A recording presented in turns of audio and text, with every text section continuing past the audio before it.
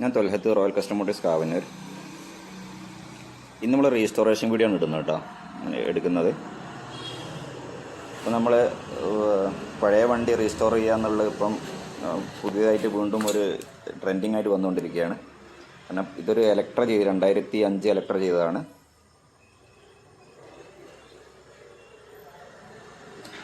ഇതിന് നമുക്ക് വന്നേക്കുന്ന കോസ്റ്റ് തന്നെ 49,000 രൂപയുണ്ട്. 49,000 ആണ് വന്നത്. അത് പാർട്സുകളൊക്കെ മാറ്റിയിട്ടുള്ള റേറ്റാണ്, അത്യാവശ്യം പാർട്സുകളൊക്കെ മാറ്റിയിട്ടുള്ള റേറ്റാണ്.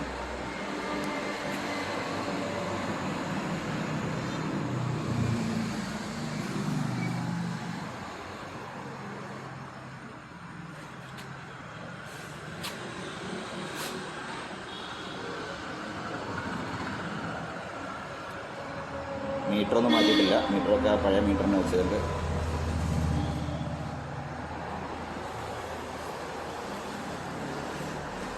ഹെഡ്ലൈറ്റ് പിന്നെ ഇലക്ട്രിൻ്റെ പുതിയ ഇപ്പോൾ കിട്ടാനില്ലാത്തത് കൊണ്ട് കുറച്ച് അവൈലബിലിറ്റി കുറവാണ്. അതുകൊണ്ട് തന്നെ ഇപ്പം ഉള്ള ഹെഡ്ലൈറ്റ് തന്നെ സെറ്റ് ചെയ്തേക്കാണ്, ഇലക്ട്രയുടെ ഒരു ഫീല് കിട്ടാൻ വേണ്ടിയിട്ട്. ടയറൊക്കെ പോളിഷ് ചെയ്യാണ്ട്, പോളിഷ് വർക്ക് കഴിഞ്ഞിട്ടില്ല. അപ്പോൾ നമ്മൾ ജസ്റ്റ് ഒരു വാക്സ് കോട്ട് മാത്രമേ ചെയ്യുള്ളൂ. കാരണം പെയിൻറ്റിങ് കട്ടിങ് പോളിഷ് ഉണ്ടാവില്ല. നിങ്ങൾ ശ്രദ്ധിക്കേണ്ട കാര്യം, നിങ്ങൾ പെയിൻറ്റിങ് ചെയ്യുന്ന സമയത്ത് നിങ്ങൾ വണ്ടി റീസ്റ്റോർ ചെയ്യുകയാണെന്നുണ്ടെങ്കിൽ പെയിൻറ്റിങ് ചെയ്യുന്ന സമയത്ത് ഒരിക്കലും ഒരു കട്ടിങ് പോളിഷിങ് പെയിൻറ്റിങ്ങൾ ഉപയോഗിക്കരുത്. അത് നമ്മൾ ഈ വാക്സ് ചെയ്ത് പോളിഷ് ചെയ്ത് തിളക്കി തരുന്ന ഒരു പെയിൻറ്റ് എന്ന് പറഞ്ഞാൽ കുറച്ച് കഴിഞ്ഞ സമയത്ത് വാഷ് ചെയ്യുന്നതിനനുസരിച്ച് മങ്ങി പോകും. അപ്പോൾ നമ്മൾ പെയിൻറ്റ് അടിച്ചിട്ട് ക്ലിയർ കോട്ടിൽ സ്റ്റോപ്പ് ചെയ്യുക. എന്നിട്ട് അത് അത്രയും ഫിനിഷിങ്ങിൽ നമ്മൾ പെയിൻറ്റ് ചെയ്താൽ മാത്രമേ കട്ടിങ് പോളിഷ് ചെയ്യാതെക്കാൻ പറ്റുള്ളൂ. അപ്പോൾ ആ ഒരു ഫിനിഷിങ്ങിൽ പെയിൻറ്റ് ചെയ്തതിന് ശേഷം വാക്സ് ഔട്ട് മാത്രമാണ് നമ്മൾ ചെയ്യുന്നത്. നമ്മൾ പെയിൻറ്റിങ്ങിന് കട്ടിങ് പോളിഷ് ഉണ്ടാവില്ല. ഇതൊരു 285 മോഡലാണ്.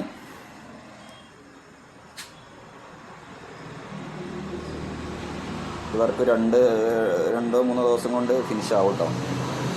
കാരണം CNG എന്ന് പറഞ്ഞാൽ പെട്ടെന്ന് പിന്നെ സെറ്റ് ചെയ്ത് ഇതുകൂടിയൊന്ന് സെറ്റ് ചെയ്ത് തീർക്കാൻ പറ്റിയൊരു വണ്ടിയല്ല പഴയ മോഡൽ വണ്ടികൾ. കറക്റ്റ് എല്ലാ കാര്യങ്ങളും നോക്കി അതിൻ്റെ പോരായ്മ നികത്തിയതിന് ശേഷം മാത്രമേ നമ്മൾ CNG സ്റ്റാർട്ട് ചെയ്യാറുള്ളൂ, പിന്നെ റീസ്റ്റോർ ചെയ്യാറുള്ളൂ.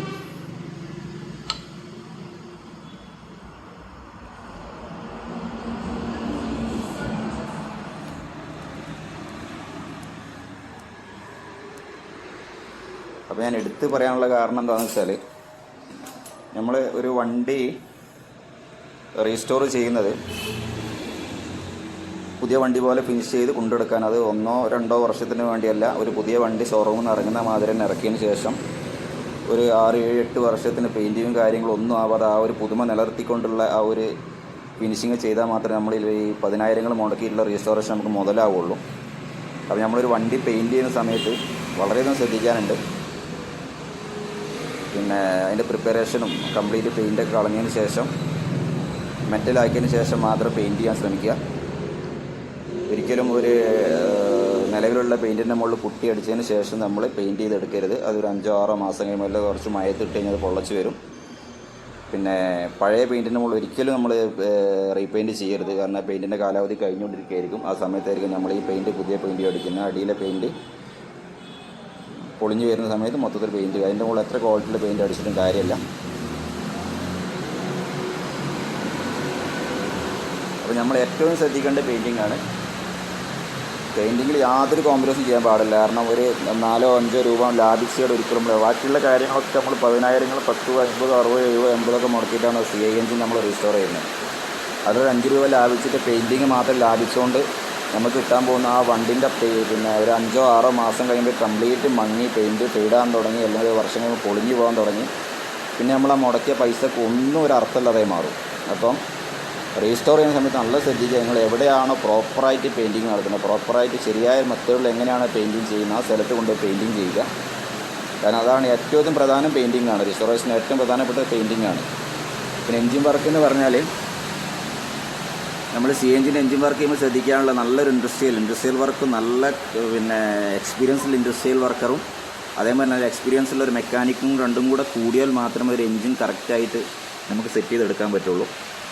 അപ്പോൾ പ്രോപ്പറായിട്ട് സെറ്റിങ് ഏറ്റവും പ്രധാനമാണ്. അതുമാതിരി തന്നെ പ്രോപ്പറായിട്ട് ഇൻഡസ്ട്രിയൽ വർക്കും, ആ പ്രോപ്പറായിട്ട് ഇൻഡസ്ട്രിയൽ വർക്കും രണ്ടും കൂടെ, അതായത് ഒരു ഇൻഡസ്ട്രിയൽ വർക്കിൻ്റെ ഒരു പിന്നെ മെയിൻ അതേമാതിരി ഒരു മെക്കാനിക്കിൻ്റെ ഒരു കഴിവുമാണ് ഒരു വണ്ടി CI എൻജിൻ കറക്റ്റായിട്ട് സെറ്റ് ചെയ്ത് പ്രോപ്പർ രീതിയിൽ വർക്ക് ചെയ്യിക്കുക എന്നുള്ളത്. അത് ആയാൽ തന്നെ നമുക്ക് ആ ഒരു വണ്ടിയുടെ പിന്നെ ഓടിക്കാൻ സുഖം ഉണ്ടാവുള്ളൂ, അതേമാതിരി കണ്ടാലൊരു പുതുമ ഉണ്ടാവുള്ളൂ. ആ പുതുമ നിലനിർത്തണം. ഒരു 4-5 വർഷത്തിന് മിനിമം എന്തായാലും വണ്ടിൻ്റെ നമ്മൾ തിരിഞ്ഞു നോക്കുന്ന അവസ്ഥ ഉണ്ടാവരുത്. ഒരു പുത്തൻ വണ്ടി ഇറങ്ങുന്ന മാതിരി വണ്ടി ഇറങ്ങിയാൽ തുടക്കത്തിൽ ഇറങ്ങിയാൽ പോരാ, അല്ലെങ്കിൽ ഒരു 5-6 മാസത്തിന് പോരാ, ഒരു മാസത്തിന് പോരാ, ഒരു വർഷത്തിന് പോരാ, വർഷങ്ങളോളം നിലനിൽക്കുന്ന രീതിയിൽ വർക്ക് എടുക്കുക. ആ വർക്ക് എടുക്കുന്ന സ്ഥലങ്ങൾ സെലക്ട് ചെയ്തിട്ട് നിങ്ങൾ സർവീസ് കൊടുക്കുക. അപ്പോൾ ഇതാണെങ്കിൽ പ്രത്യേകിച്ച് പറയാനുള്ളത്, നമ്മൾ ഇത്രയും പൈസ മുടക്കി ചെയ്യുന്ന സമയത്ത് ആ പൈസ ഒരിക്കലും ലോസ് ആകരുത്. ടെമ്പററി അല്ല അത്രയും പൈസ മുടക്കുക. നമ്മൾ പുതിയ വണ്ടി എടുക്കാൻ മടിച്ചിട്ടായിരിക്കാം, അല്ലെങ്കിൽ എല്ലാ വണ്ടിയും ഒന്ന് എടുത്തിട്ട് പുത്തനാക്കാനുള്ള ആഗ്രഹം കൊണ്ടായിരിക്കാം നമ്മളിതൊക്കെ ചെയ്യുന്നത്. അപ്പോൾ അത്രയും ഇൻവെസ്റ്റ്മെൻറ്റ് വരുന്നുണ്ട്, 5-10 എന്നുള്ളൊരു റിസർവേഷന് വരുന്നത്. അപ്പോൾ അതിൻ്റെ ഏറ്റവും പ്രധാനപ്പെട്ട പെയിൻറ്റിംഗ് ആണെന്നുള്ളത് ഞങ്ങൾ അറിയിക്കുകയാണ്. അപ്പോൾ അടുത്തൊരു വീഡിയോ കാണാം. Thanks for watching.